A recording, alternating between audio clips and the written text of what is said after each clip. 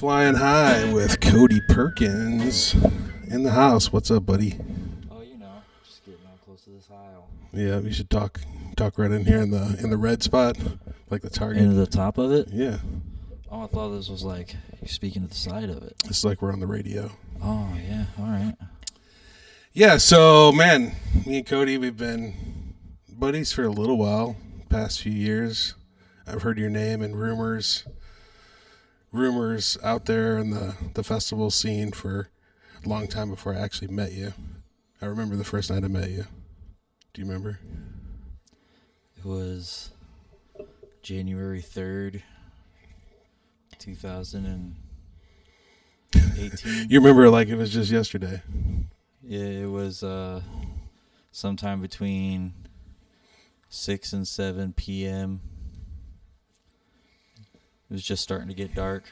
It was at the Hollywood Bluegrass Holiday Inn in Eureka for the Bluegrass Jam there. Seemed like it was kind of dwindling down, and the excitement that was brought to the table until the night I met Cody Perkins at the Bluegrass event. I had to go home early that night, but Pickin' On was live streaming the event from our hotel room, and I went home and you had played the song Buckeye. It's like 3 months later, was still in my head. I couldn't stop. I'm sorry.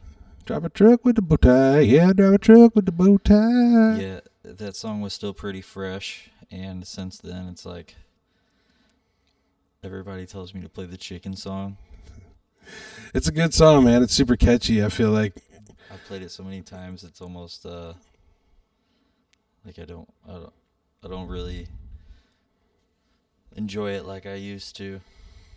Sometimes it slaps. it hits, man. It definitely hits. I feel like every time we bust it out, like the chicken plucking dance party goes down, and it's a good time.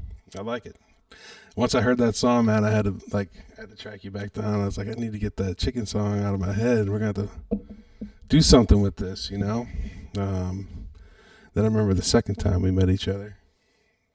Do you remember that? Lost Hill Lake. I thought we were at Trace Doritos over a spicy margarita. That might have been it. Yeah, that's when I was really trying to like feel you out, see what kind of dude you were. Or was that after I came and looked at the bus? No, we didn't get to the bus till long after that. Long after that, I think. Anyways, spicy margaritas at Trace Doritos, our favorite Mexican restaurant. That's good stuff. If you've never been to St. Clair, Missouri, it's worth the trip just to get a couple of the dishes they have there at Trace Doritos. And you know what? I don't want to give any discount to Buenos Vibres because they've got some nice Mexican food as well. Like you can't go wrong coming to St. Clair, Missouri for Mexican food. Yeah. What do you think between Buenos Vibres? What's your vote? Trace Doritos? Trace Doritos all every the way. time. Hometown heroes, absolutely. And if you do go there, like I've been all over the country, and I always go to a Mexican restaurant in every city I'm in, and I'm usually disappointed because they've spoiled me, and they have an off-menu margarita called the Golden. Definitely get the Golden every time. I always go for the off-menu chorizo, or that's not the chorizo, it's bean dip. The bean dip with the meat, the beef. It's always hitting the spot. The pollo encremado, though, that really sets me on fire. I don't know. Order it spicy and with the shredded chicken. It's tore me up more than a time or two. Yeah, it'll clear you out, but it's good. It's good. It'll give you goosebumps. It's so good. Well, where do you find inspiration for your authentic music? It seems like it just comes naturally for you. Well, I seem to draw inspiration from everywhere. I draw inspiration from being a father. I draw inspiration from road signs, from conversations. Just like it's in the air. Yeah, just as suddenly. Sometimes I'll just have to remove myself from the situation and go write it down. And a lot of times it feels like I'm writing something down from memory. Interesting. How do you deal with that? Cannabis and tequila. Mm. Can I say that on here? You can say whatever you want, Cannabis man. and tequila, moonshine. Just trying to keep it real.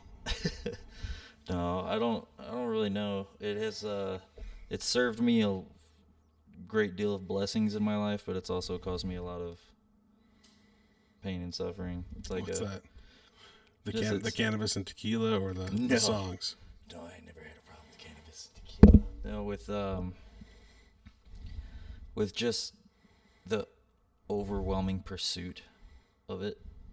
Like it's consuming. Once I get that idea in my head, I have to see it. I have to see it go somewhere. I have to do it, and I usually have to do it right then, when the inspiration strikes. Because sometimes I'll like remember the words but not the melody or something. Like it has to be that moment now belongs to that idea, and it just gets consumed with it. And moments build into minutes, and minutes build into hours, and all of a sudden you've spent the better part of your life just consumed with the pursuit of producing the music. It can be pretty overwhelming at times. You think? Most times. Most times. It's like you're given a gift, but Everything comes with a price. mm-hmm. It could be a tough line to toe.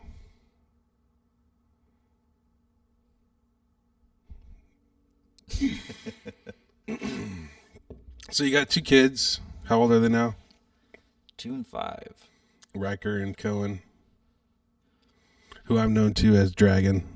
I walked in the house one day, and that's what Cohen was calling me. He just started calling him Dragon. I tried to correct him, and it's just stuck. Now he's Uncle Dragon. On the day that Riker was born, I sent him a picture, and he sent it back with a mullet. So that was the first picture that my great-grandma ever got of Riker, was him with a mullet. Nice. She said, "Oh my, he sure does have a lot of hair." It's in the genes. I've totally forgot about that. That's pretty funny. So yeah, we met each other. I've been kind of lending an ear and a bass line to your awesome ability to crank out awesome songs, and we're finally getting ready to like actually drop a release coming up soon. It's been years. Got a whole bunch of material built up, and nothing ever officially released. But on October 15th, we're going to be releasing a single called Backwoods. Backwoods. Does that describe your life in some form or fashion? No. It was one of those. Me and Kyle were just messing around in the garage and slapped a lick down, and the chorus just came out of thin air, and we just looked at each other. We knew we had to do something with it. So that same thing happened with the Mud Walk. Yeah. It was just like some little melody or something like consumed me, and I had to find where to put it, and it just kind of like happened. I remember working on the Mud Walk, and when I walked in, you'd played it for the first time on the loop station. I was like, dude, we got to have a line dance for this. And then we totally spent hours. We didn't work that into the deal on how many hours we spent on the line dance. And then it changed like every 5 minutes. So the day of, everybody had practiced different dances and stuff.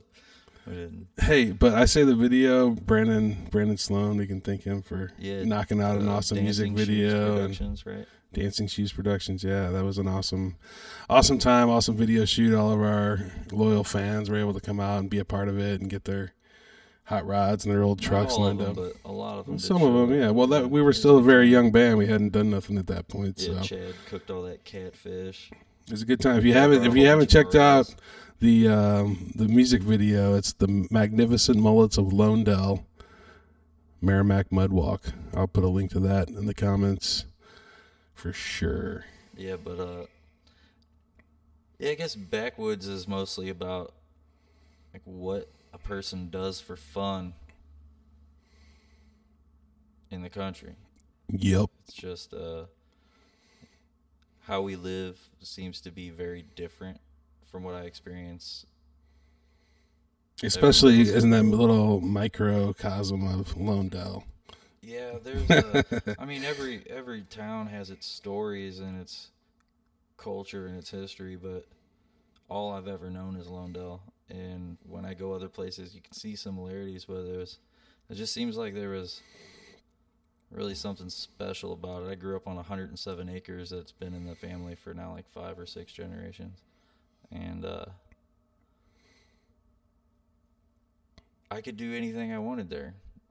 We had woods. We had the Merrimack, or the Little Merrimack River runs right through the middle of it. We had huge fields. Granddad was a fabricator. I could weld things together and make like toys and stuff. Like it was just different than what a lot of people get to experience, and it's given me a really comfortable outlook on everything. It seems to have served me well. Yeah, I wish I still had some of our family property. Um, like that was all sold off as the family dispersed over time, So there's not a lot of that left, but it's kind of cool that you've got still got that in the family. And I feel very grateful. yeah, you got a pretty good song about that too. I like that Farmer on a Soapbox song. Yeah, Farmer on a Soapbox is a 100% factual representation of my heritage. As far back as I have strong knowledge of, which is my great great grandfather Cohen S. Reed. He had the Cohen Reed Dairy Farm, and the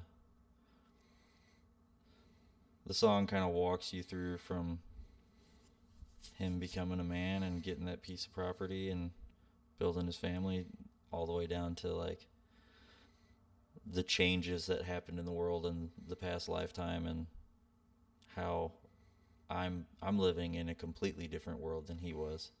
There's like everything is different. The way that we communicate, the way that we operate, the language, the value of money. It's I think that's something you do as a songwriter is really are able to narrate that life and I guess the message transcending generations too. That's kind of a unique perspective from a songwriter for a songwriter. I was pretty much raised to believe that my heritage and where I came from is very, very important, and that if if your grandfather spent his whole life trying to do something and passes that passion on to you, you gotta do something with it. People will just it's a beautiful thing to be able to reinvent yourself and to step out into the world and to pave your own way. I'm not telling anybody that they shouldn't do that, but you just got to hold on to your roots. Like there's a reason that this world is in so much disarray, and if you touch back onto those roots, if you can grow your own food, if you know that you can get stranded somewhere and find a way to survive, if you're just doing positive things in terms of like your whole carbon footprint, if you're actually being aware of the impact that you have in the world, and you can empathetically make decisions that will lead to a more positive than negative outcome over the course of your life, you're kind of obligated to do that. Spreading positivity is definitely easy to talk about, harder to do in real life. I found. I want to. I try to. But I miss a lot of opportunities where it's like, oh man, that moment slipped me by. I had a chance to do something positive there, but I was too busy wrapped up in something else to give it the time and attention it really You needed. gotta know how to forgive. You gotta be able to forgive yourself. You gotta be able to understand that a failure is a lesson, and the only way that you can truly fail is to never try. You're always going to learn something.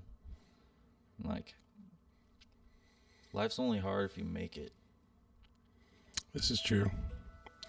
Hey, didn't you tell them we were on a podcast? No, I didn't tell nobody. I didn't even know about it. Well, I mean, I guess I'm excited for the Magnificent Mullets to actually get some songs out there. The music video was awesome. I think a lot of people have been anticipating the release of, something they can turn on their Spotify or their Apple iTunes or wherever you get music from. And everyone's kind of been anticipating this release. I know, at least in our friend circles and whatnot. But maybe there's a little bit of charm to taking the time to do it right, and not just like throw the first thing we can come up with out there. I've definitely met a lot of wonderful people over the years who have basically made their living off of their art and stuff, and there seems to be a pretty systematic approach to getting into that world and building something, and we definitely didn't do that with this project. We've done everything backwards. Like, we started recording the music video to the Mudwalk before it was ever even recorded. We didn't even have the music yet. We just had like an idea. Like, it worked. It definitely worked. It works. Putting the cart before the horse. Yeah. Horse is in reverse. Is a reverse horse. So what else you got going on, man? You're raising your kids. We're about to drop this Backwoods single. You've got a apparel line you're getting off the ground, starting as well. So I got a shirt on. Magmull Apparel. Yeah, we do. You make all the Magnificent Mullets merch. I'm fully aware of. Yes, I've also made merch for Bourgeois. Bourgeois. Those guys. I love it. Definitely, you should check them out. They're on Spotify. Is it Living Room? Candy Machine. That's the next one, isn't it? I don't know if it's out or not. We'll get more information on that and get back to you whenever we have those guys on. But right now we're trying to focus on Cody Perkins. Haw. Cody Perkins music. Right, Magnificent Mullets. Bourgeois. We'll save that hogwash for another time. Yeah, what else do I have going on? So you do custom orders as well? Custom apparel as well as your own? If you got a picture that you want to put on a shirt, or you got an idea and you just want a shirt for yourself, or you want to order some shirts for a special event, you get a hold of me. I can make that happen for you. You can call Cody Perkins. And how would they reach out to you? You want to give me your phone number, or want me to send out your email? You can get a hold of me right now at magmullapparel@gmail.com. Magmullapparel@gmail.com. You setting up the Gmail right now? Yeah, I gotta make it right. No. So what kind of stuff can you get on the website besides magmullapparel@gmail.com? It's also magnificentmullets.com for all of your merch needs. If you need to get geared up for the next show. Speaking of next shows, we got a couple private parties this weekend, which is always exciting to get out there and play for the people in a private setting. But what I'm most excited about, November 5th at the Blue House Theater, Magnificent Mullets with Cluster Pluck. We're going to do a music video shoot that night as well, and a classic Chevy car cruise. Truck cruise. You got a Chevy. We want it to be in our music video. So you should come on down and get that. Get involved. Don't be intimidated by that either. Like, we'd like to see a lot of vintage cars out there, but this is really, if you have a Chevrolet and you're proud of it, if it's a square body, you got OBS, you got K5, you got a Nova, you got a Camaro, anything that you're proud of, bring it out. We're going to meet up at the Washington Riverfront probably around 2 p.m. 2 p.m. on November 5th.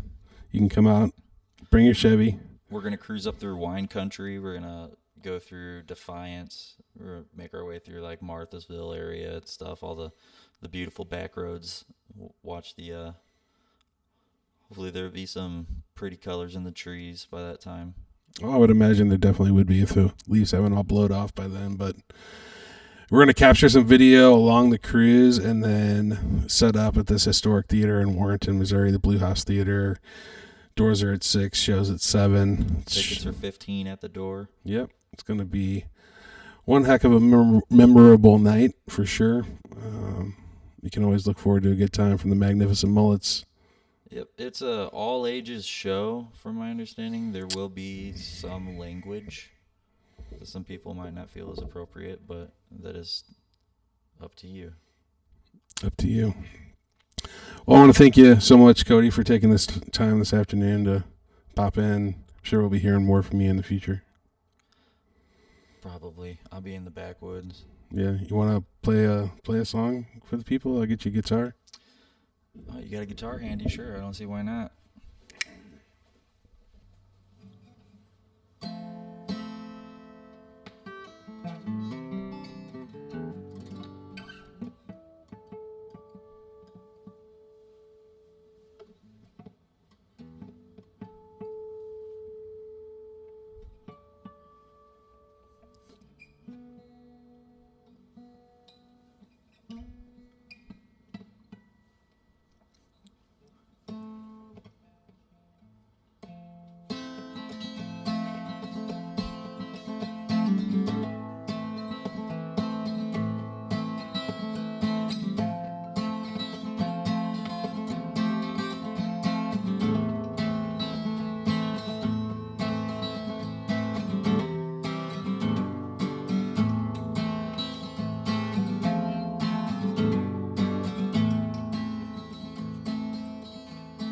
My granddad's grandpa tended pasture, he raised cattle and cut hay. A truck showed up to haul the milk he harvested each day. He made himself a living off a small parcel of land, and not a day went by without a shovel in his hands.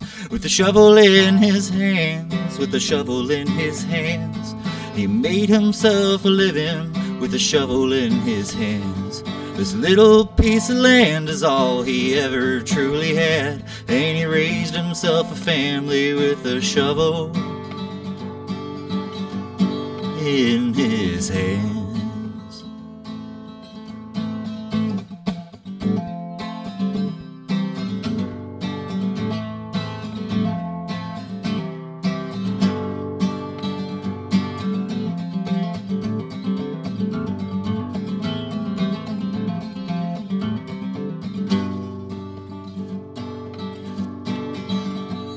Granddad came to age helping his grandpa tend the land, until one day he sold all of the cattle that he had. The industry was changing, small farms just couldn't fend. Thus was the day the family dairy farm came to an end. The pile of tools he left behind gave Granddad an idea. He welded them together and a sculpture he did yield. He made himself a living selling nostalgia from back when, and not a day went by without a shovel in his hands. With a shovel in his hands, with a shovel in his hands, he made himself a living with a shovel in his hands. He became an artist and stayed on the family land, and he raised himself a family with a shovel in his hands.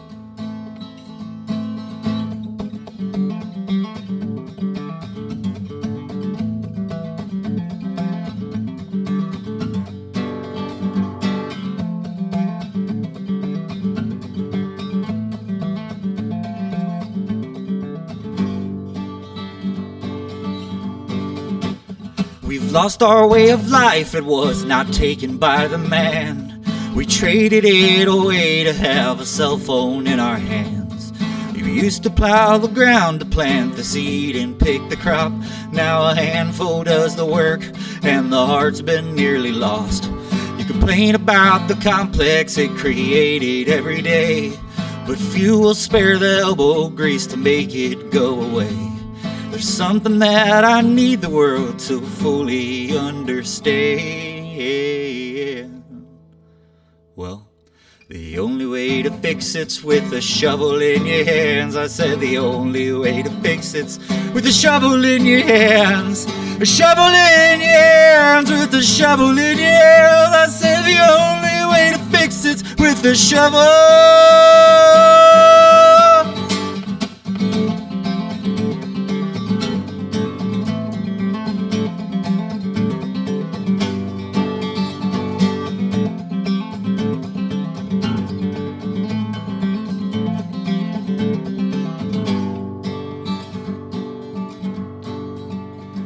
Just move out to the country, buy a little piece of land, plant yourself a garden, and live the best you can. If you don't like the direction that this world is headed in, well, the only way to fix it's with a shovel in your hands. I say the only way to fix it's with a shovel in your hands. A shovel in your hands, with a shovel in your hands. I say the only way to fix it's with a shovel in your hands.